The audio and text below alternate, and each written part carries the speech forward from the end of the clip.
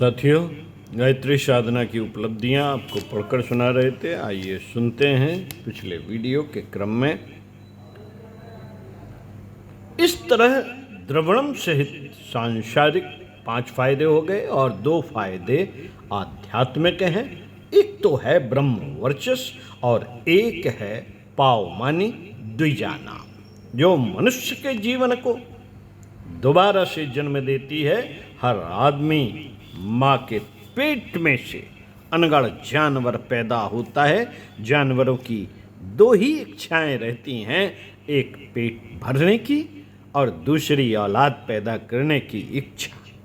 इसलिए हर आदमी जानवर पैदा होता है। जन्मता जायते शूद्र, अर्थात जन्म से हर आदमी शूद्र पैदा होता है। लेकिन अगर भगवान के संपर्क में आता है तो जैसे लोहा पारस के संपर्क में आता है तो सोना हो जाता है, उसी तरीके से यदि व्यक्ति अध्यात्म के संपर्क में आता है, गायत्री माता के संपर्क में आता है तो सोना हो जाता है।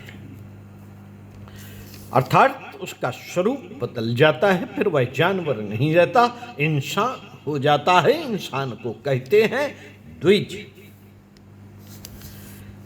इंसान को कहते हैं द्विज जिसके सामने पेट मुख्य नहीं, औलाद मुख्य नहीं, उसके सामने सिद्धांत मुख्य है। जिसके लिए जिंदगी मिली है, जिसके सामने सिद्धांत मुख्य है, वह इंसान है। और जिसके सामने मुख्य नहीं है, पशु प्रवृत्तियां जिसके सामने मुख्य है,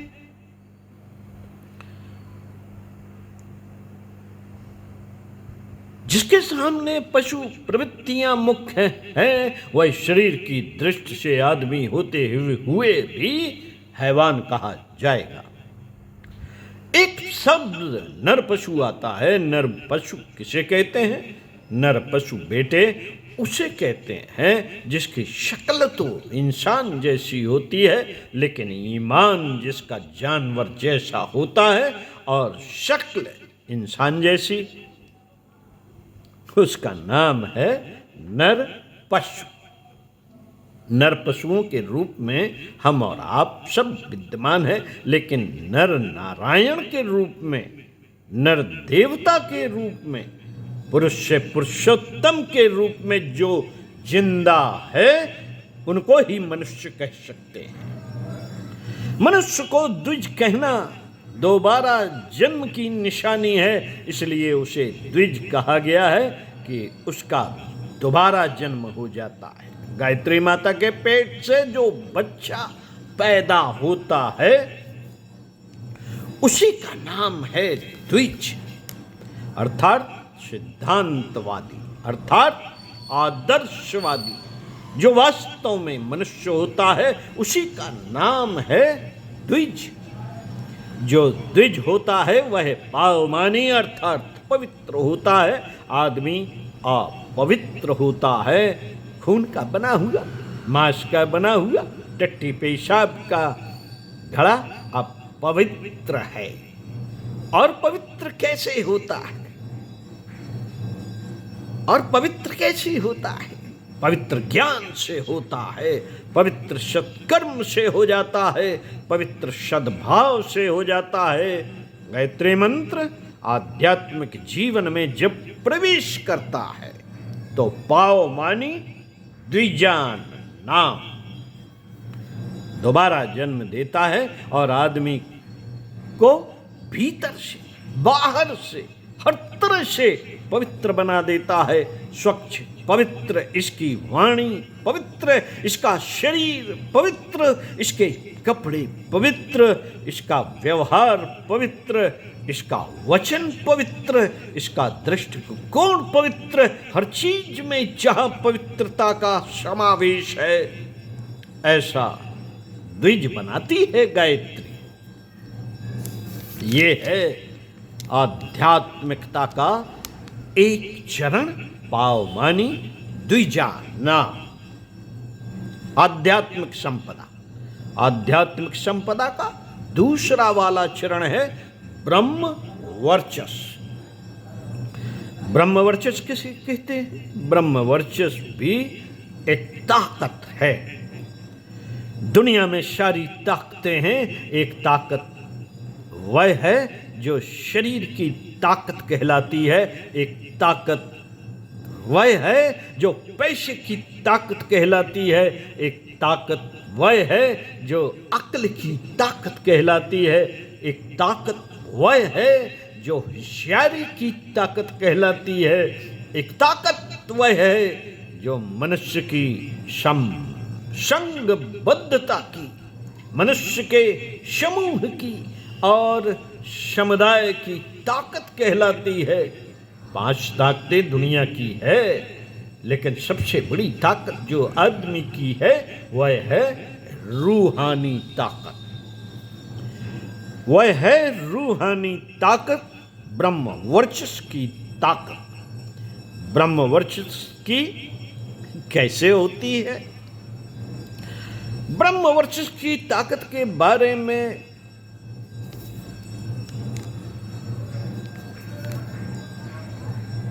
पुराने ऋषियों की बात बताऊं?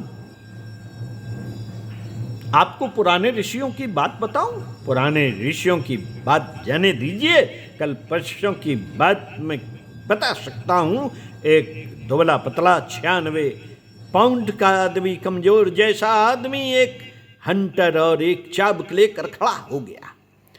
जिस तरीके से सर्कस का रिंग मास्टर चाबुक लेकर खड़ा हो जाता है और शेर को कहता है कि तमाशा दिखाइए, 2 पैर से खड़े हो जाइए, उसने ब्रिटेन के शेर को कहा, क्विट इंडिया, हिंदुस्तान छोड़िए। हिंदुस्तान के सर्कस के रिंग मास्टर का हंटर देखकर अंग्रेज कांप गए और अपना बोरिया बिस्तर बांध करके हिंदुस्तान के बाहर चले गए।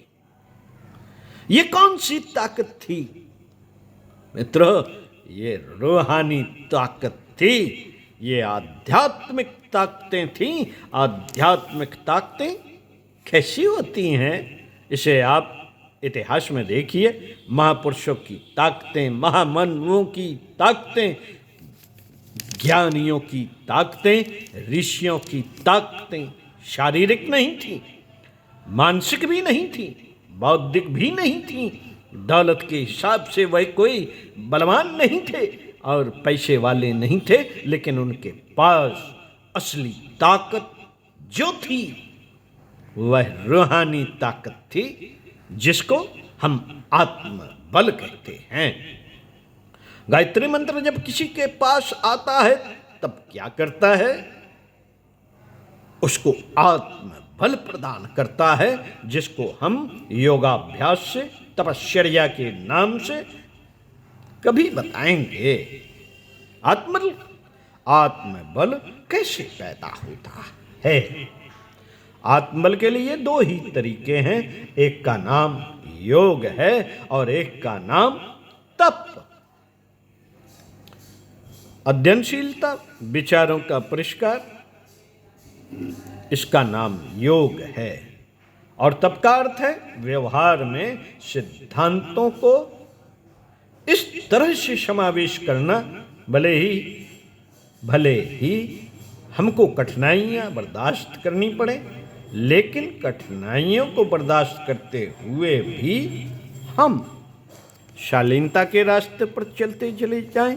यह तप का सिद्धांत है, योग का सिद्धांत है। अपने आप को, अपने चिंतन को भगवान के चिंतन के साथ मिला देना, अपने आदमी को भगवान के आदर्शों के साथ मिला देना, अपने दृष्टिकोण को भगवान के दृष्टिकोण के साथ में मिला देना, यह योग है।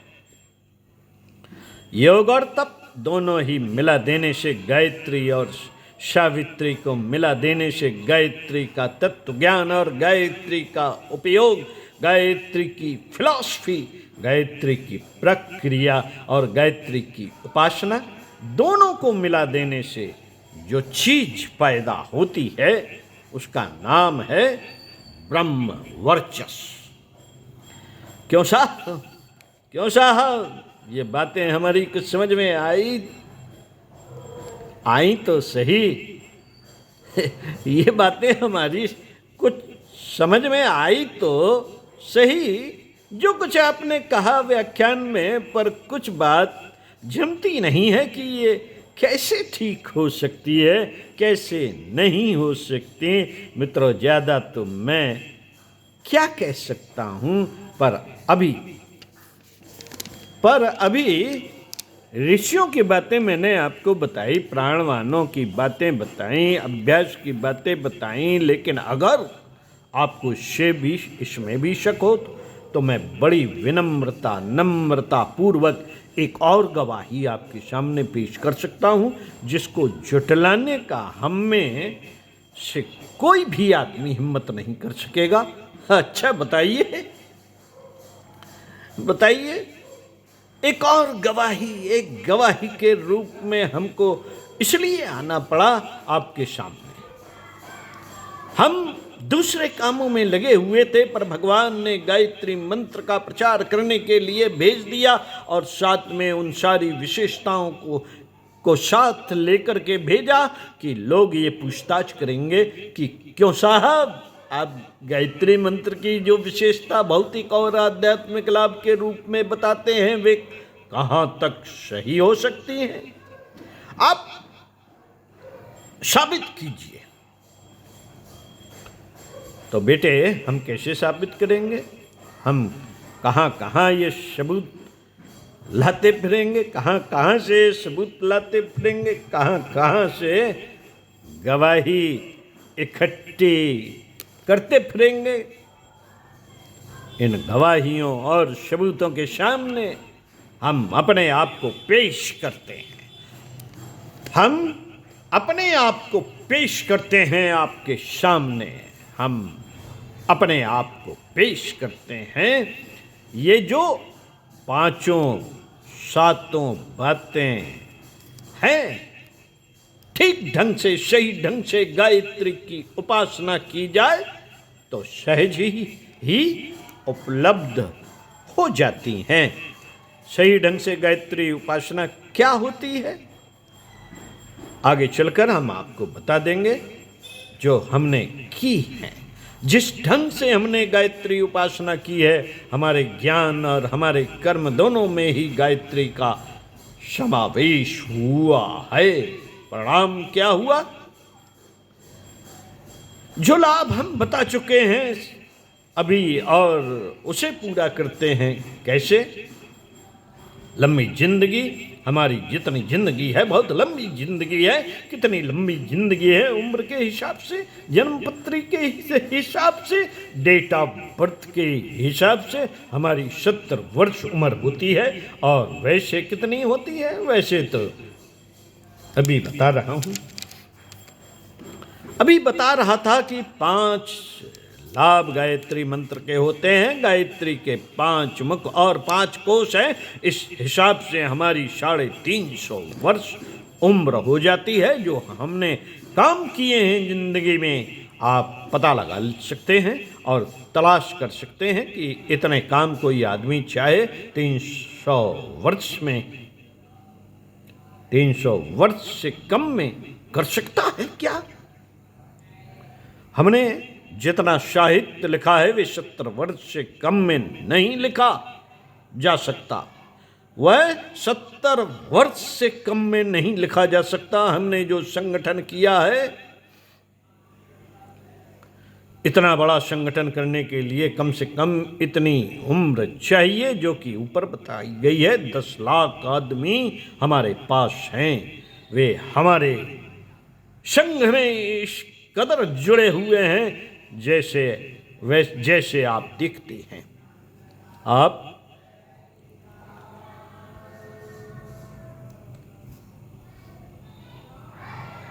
5 हिस्सों में हम अपना काम करते हैं। एक समय में 5 कल पुर्जे और 5 मशीनें हमसे हमारी काम करती रहती हैं। एक मशीन हमारी लेखन का काम करती है, एक मशीन हमारी संगठन का काम करती है, एक मशीन हमारी तपस्वी का काम करती है, ताकि दूसरों को वरदान देने के काम आ सके। एक मशीन हमारे गुर्दे के पास रहती है और अपना जो मूल लक्ष्य है जीवन का उसको पूरा करने के लिए हम तालमेल बिठाते रहते हैं। इस तरह हम 5 हिस्सों में एक साथ काम करते हैं। एकला चलो रे रविंद्रनाथ टैगोर की इस कविता को गाते हुए और गुनगुनाते हुए हम चलते हैं। कौन कौन चलता है?